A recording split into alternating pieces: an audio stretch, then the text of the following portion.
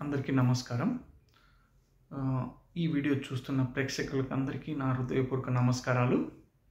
నేను ఈరోజు ఫిలాసఫీ గురించి మాట్లాడదాం అనుకుంటున్నాను. మీరు ఈ వీడియో ఎండ్ వరకు చూస్తేనే మీకు నేను ఏం చెప్తున్నానన్నది అర్థమవుతుంది. మీరు మధ్యలో స్కిప్ చేసినా లేదా 2-3 నిమిషాలు చూసినా కానీ మీకు ఎంటైర్ కాంటెంట్ అర్థం అవడానికి ఏమాత్రం కూడా ఆస్కారం ఉండదు.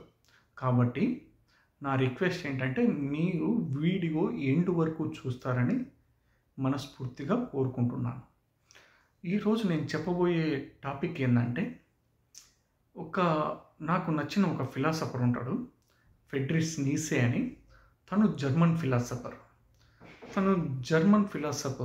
తను 18th సెంచరీకి సంబంధించిన German philosopher. One of the famous German philosopher in the world.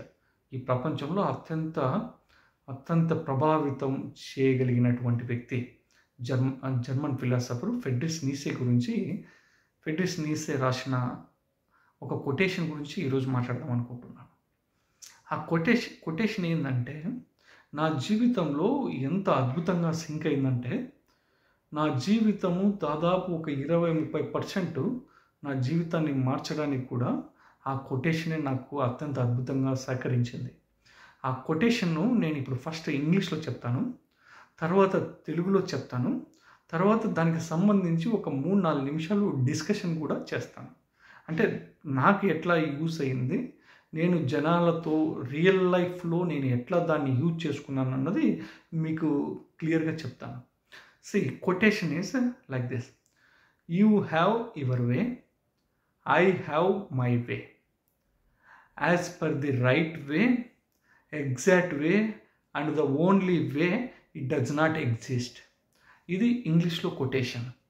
ఈ కొటేషన్ని మనం తెలుగులో కనుక మాట్లాడుకుంటే, నీ దారి నీకుంటుంది, నా దారి నాకుంటుంది, కరెక్ట్ దారి కానీ సక్రమమైన దారి కానీ ఒకటే దారి కానీ ఏది ఉండదు. మీకు అర్థమైంది కదా? మీకు ఎలా అర్థమైతే మీరు అలా అనువదించుకోండి. నాకు అర్థమైన భాషలో కానీ నాకు అర్థమైన ప్రపంచంలో కానీ నేను మీకు క్లియర్గా ఎక్స్ప్లెయిన్ చేయదలుచుకున్నాను ఈ కొటేషను ఇంపాక్ట్ ఎలా ఉంటుంది మనిషి జీవితంలో అనేది. మీరు చూడండి, ఏ మనిషి అయినా తీసుకోండి, ప్రతి ఒక్క మనిషి ఒక ప్రపంచం. ఈ భూ ప్రపంచంలో ఒక్కొక్క మనిషి ఒక్కొక్క ప్రపంచం. కాబట్టి ఏ మనిషికైనా తన ఇంట్రెస్ట్లు ఉంటాయి, తన కోరికలు ఉంటాయి, తన ఆశలు ఉంటాయి, ఆశయాలు ఉంటాయి. తనకు నచ్చిన దారిలో ప్రయాణం చేస్తూ ఉంటాడు. అట్లాగే ప్రతి ఒక్క మనిషి, ఏ మనిషి అయినా తనకు నచ్చిన దారిలో తను వెళ్ళాలని కోరుకుంటూ ఉంటాడు, తనకు నచ్చినట్టు బ్రతకాలనుకుంటాడు. అది ఏమాత్రం కూడా తప్పు కాదు. ఎప్పటి వరకు అంటే తను వేరే మనిషికి కానీ సమాజంలో ఉన్న పరిస్థితులకు కానీ తను ఇబ్బంది కలిగించే వరకు, కలగనీయకుండా ఉన్నంత వరకు ఎలాంటి సమస్య ఉండదు. అంటే ఇబ్బంది కలగనీయకోకుండా ఉండాలంటే నువ్వు మామూలుగా ప్రతి ఒక్క మాట మాట్లాడినా, నువ్వు ఏ మాటలు మాట్లాడినా ఎక్కడొకసాట మనిషి ఎవరో ఒకరు హర్ట్ అవుతూనే ఉంటారు. అట్లని చెప్పేసి మనం మాట్లాడుకోకుండా ఉండలేం కదా, మనం మాట్లాడుతూనే ఉంటాం. అట్లని చెప్పేసి ఏ మనిషి అయినా వాళ్ళకు నచ్చినట్టు వాళ్ళు బ్రతకచ్చు.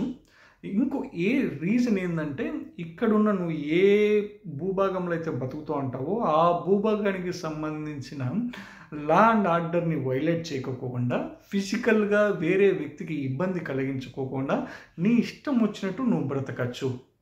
దీంట్లో ఏ మాత్రం కూడా సమస్య లేదు. ఇది నేను కూడా దీనికి అగ్రి అయి ఉంటాను. కాకపోతే చూడండి, ఇప్పుడున్న సమాజంలో నేను పర్సనల్గా ఎక్స్పీరియన్స్ చేశాను, చాలా సిచ్యువేషన్ చూశాను. సమాజంలో ఇప్పటికి కూడా ఇంకా కొన్ని సిచ్యువేషన్ చూస్తూ ఉంటాను నేను. అరే బాయ్, నువ్వు నీకు నచ్చినట్టు బతకాలనుకునేటప్పుడు వేరే వాడు కూడా అలాగే అనుకుంటుంటాడు కదా. వాడికి నచ్చినట్టు బ్రతకాలి, వాడికి నచ్చినట్టు వెళ్ళాలనుకుంటుంటాడు. వాడి దారి డిఫరెంట్గా ఉండొచ్చు, లేదంటే వాడి వే డిఫరెంట్గా ఉండొచ్చు. నువ్వు ఇక్కడ నిలబడుకొని, లేదు ఇదే దారి కరెక్టు, ఇట్లనే చేయాలి మనము, ఇట్లనే వెళ్ళాలి మనము, మీరందరూ ఇట్లనే రావాలి, నేను చెప్పేదే మీరు వినాలి అనేది ఎంత మూర్ఖత్వపు తత్వం అంటే ఇంతకు మించి ఇంకోటి ఏది ఉండదు. నువ్వు వెళ్ళి ఒకరి పైన అజమాయిషీ చలాయించడం కానీ డామినేట్ చేయడం అన్నది అవతల వ్యక్తికి తన ఆశయాలకు కానీ తన దారికి కానీ తన సంతోషానికి కానీ భంగం కలిగించినట్టు అవుతుంది. ఎందుకంటే ఒక మనిషి ఇంకొక మనిషికి నువ్వు ఎంతవరకు చెప్పాలనో అంతవరకే చెప్పాలి, కానీ తనని ఫోర్స్ఫుల్గా తీసుకొని వెళ్ళి నీ దారిలోకి తీసుకొచ్చి నడిపించడం అన్నది అది నాకు తెలిసినంత వరకు ఒక మనిషిని నిడువున సంపినట్టే, అంతే. అంతకుమించి ఏం ఉండదు. ఎందుకంటే తనకు నచ్చని దారిలోకి నువ్వు తీసుకెళ్ళి అక్కడ పడేస్తే తను ఎలా సర్వైవ్ అవుతాడు అక్కడ?